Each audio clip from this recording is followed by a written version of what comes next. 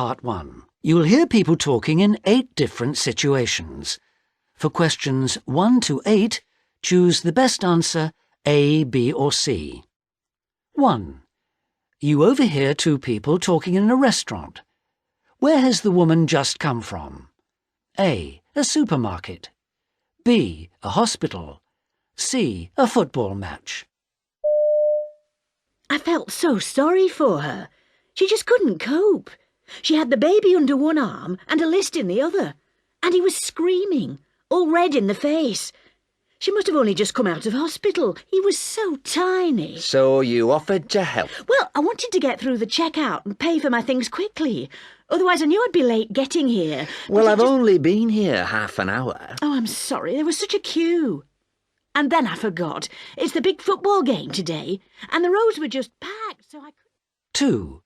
You hear a man talking about a mobile phone he has bought. What most attracted him to this phone? A. Its size. B. Its reliability. C. Its price. Well, I've never wanted to walk around with an enormous mobile, fixed to my belt or whatever, because that's socially embarrassing, isn't it? So I was really taken with the Edmondson GP876 model, which you can just slip in your inside pocket, and no one's the wiser, if you know what I mean. And it says in the blurb, satisfaction guaranteed. Should your mobile develop a fault in the first year, we will replace it the next day. Well, to be honest, it wasn't exactly what you call cheap. So I'm rather hoping that I don't need to find out just how good that particular promise is. 3. You hear a man talking on the phone about buying a house. What is the purpose of his call? A. To apologise. B. To complain. C. To obtain information. Hello, it's Mr. Brown here. I got your message. Yes, I was really sorry to hear the house I wanted had just been sold. Yeah, I missed the chance to buy the house of my dreams. Yeah, I know it wasn't your fault. I should have contacted you earlier. Yeah, that's why I'm now eager to hear of any houses that come on the market. As you know, what I want is a house which combines a kitchen and breakfast room with lots of space for living, eating and cooking.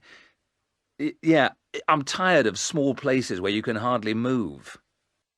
4. You hear a teenage girl talking about her hobby. What is she talking about? A. A computer game. B. A musical instrument. C. A piece of sports equipment.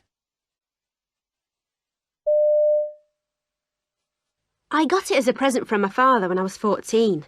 My family thought it would be a phase, that I'd go off the idea. Mum doesn't believe there'll be any money in it, but Dad is quite interested because, apart from football, it's the only thing I can talk to him about at the moment. If you're not going to make the effort to practice on it, no way is anyone going to be interested in you. I think one of the reasons you see so few girls playing in bands is that they tend not to be willing to do all that work. 5. On the news you hear a story about a cat. Where was the cat found? A. In a train carriage. B. On the railway lines. C. On a station platform. A cat with a mind of its own joined the 11:55 train from King's Lynn yesterday. A passenger spotted the cat, thought to have boarded at Littleport, and handed it to a member of the platform staff once the train got to Ely station. The friendly cat was put in a box and returned to Littleport. Eventually, its owner, Jack Prince from Littleport, was reunited with his cat. It is thought that the cat must have crossed the lines at Littleport and waited on the platform, together with a dozen passengers who didn't notice it at all. 6. You hear a woman talking about how she gets ideas for her work. Who is the woman? A. A novelist. B. An artist. C. A filmmaker.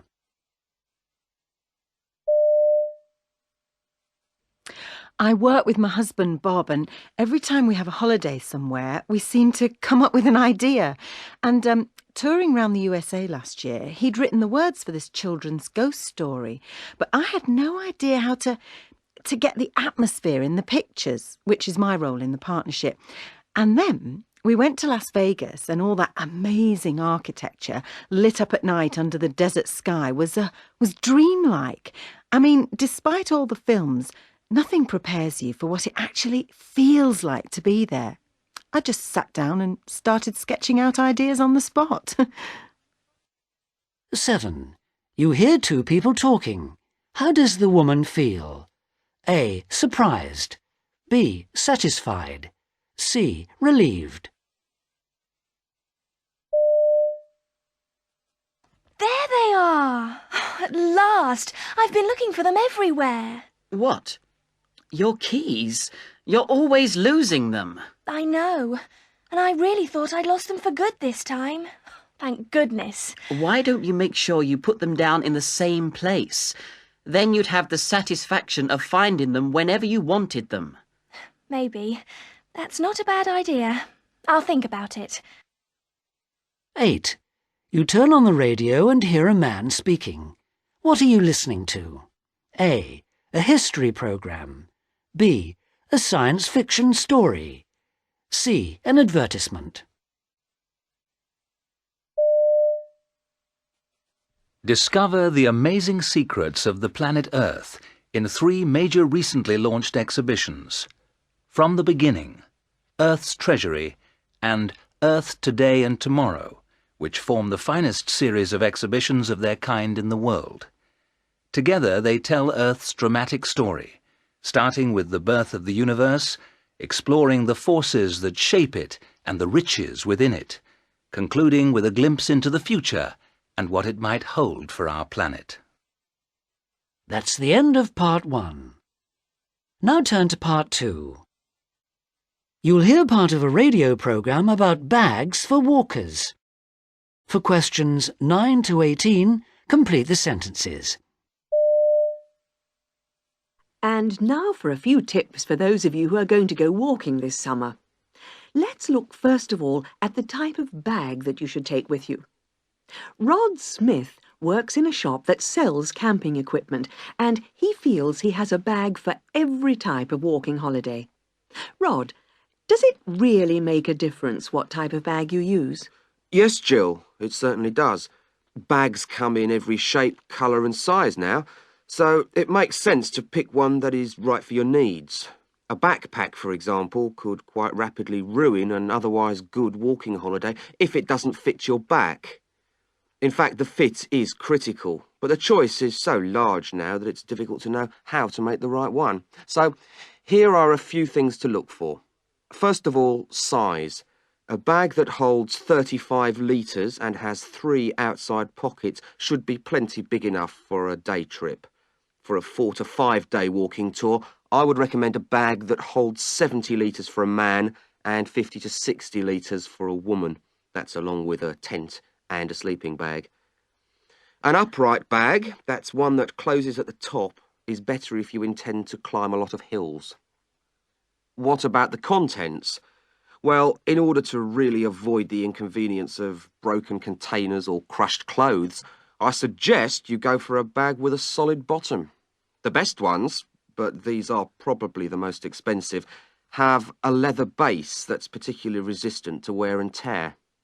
A bag that has 2 compartments inside will allow you to find things more easily and separate out items such as creams that could leak in hot weather. Extra pockets on the outside of the bag are also useful if you want to carry any tools for climbing that are sharp or get dirty when you use them. Then you have to think about carrying your bag. If it's a backpack, a wide cushioned belt will ease the strain on your back and hips and leave you with more energy for your walking activities. Shoulder straps also help lighten the load, and these should be easy to adjust. There are many different types of strap on the market that can be adjusted in various different ways. Try several and compare them. It's also a good idea to make sure there's a horizontal bar that goes across your shoulders and stops the straps from falling off. Well, if you choose your bag carefully and think about some of the things I've mentioned, you shouldn't waste your money. Finally, make sure there are plenty of air holes in the padded part of your bag that touches your body. These are essential to allow sweat to escape and to make your walking or climbing holiday a comfortable one. That's the end of part 2. Now turn to part 3. You'll hear 5 different students who are studying away from home. They are talking about their accommodation. For questions 19 to 23, choose from the list A to F what each speaker says about their accommodation. Use the letters only once. There is one extra letter which you do not need to use. Speaker 1. I'd requested college accommodation, so when I was offered it, I was really pleased. I didn't fancy having to look after myself. Too many other things to do, lessons and homework and going out with friends. I knew what the rules were. In by 10, no noise after 9, and I didn't mind them at first. But they've started to annoy me more and more. And now I can't wait to get out and be able to do my own thing. I don't think I'll be recommending this place to anyone else.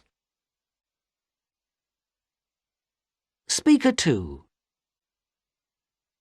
It's exciting leaving home and becoming independent. I've been staying with some relatives for the past year. I'd stayed with them before, so when I knew I was coming here to study, they said, "Why don't you come and live with us?" Great. And they've been fine. Let me do whatever I want and haven't stuck to rigid meal times and all that sort of thing. So I've been able to meet plenty of people and get to know the area and the course and so on. I feel a part of it all now, but I'm always ready to try something different. Speaker 3. I was pretty calm about coming here, but I couldn't decide whether to stay with a family or get my own flat. I talked to other people, you know, friends who've studied away from home before, and they all recommended that I should get a flat because you have so much more freedom. So I did that. I'd only been here 2 weeks, and I went out one day and left the front door unlocked. When I got back, I found that my camera had been stolen. I suppose I was lucky it was just that. I'm a bit more careful now. Speaker 4. My friend Benny and I started the course at the same time. There was never any doubt that we'd share a place. It was the obvious choice for us to make, and I think it's definitely the best option. Of course, you have to think about what you're going to eat, have some kind of system for cleaning, a few ground rules. We get annoyed with each other at times. Benny smokes, and I had to ask him to go outside, which he does now. It hasn't all been straightforward, but overall, I prefer the independence this place gives me. Speaker 5. My sister came here before me and studied at the same college. She told my parents that it would be much better if I stayed with her, and then she could look after me, help me settle down here, that kind of thing. So, that's what happened. Nobody asked me what I wanted to do. Well, the truth is we don't get on badly, but I never seem to see the other students that I study with, which is a big disadvantage. I think it's better to force yourself to find your own way in a new environment. That's the end of part 3. Now turn to part 4. You'll hear part of a radio interview in which Tina White, a magazine editor, talks about her life and work. For questions 24 to 30, choose the best answer A, B or C. Tina White, some people describe you as the best magazine editor in the world, and you're only in your 30s. Can you tell us how you started your amazing career? Well, when I was 20, still at college, I was asked to write a weekly column for a local paper. The paper had wanted me to write about famous people, you know, their wonderful lifestyles, the sort of thing people like to read about. Instead, what I did was to concentrate on people who the general public didn't know, but who had something original to say. And you got away with it. Now, at that early stage, your family was important. How far did they influence your career choice? My father was a film producer, and my childhood was spent around international actors and directors, so with such influences, I should have become an actress, something my father would have loved. But no, I chose to be a journalist in spite of the wishes of my family. I think the biggest influence was my school. Not so much the people, but the materials it gave me access to. The hours and hours spent at the library. From being a journalist, you then went on to become an editor. I understand the first magazine you edited, Female Focus, wasn't much of a success. Well, I was the editor for a year and then I resigned, mainly because of disagreements with the owners. They were reluctant to change things because they had faith it would eventually make a profit. But when you think of it, the magazine had been losing millions of pounds a year before I became its editor. When I left, it was still losing money, but nothing like as much as previously.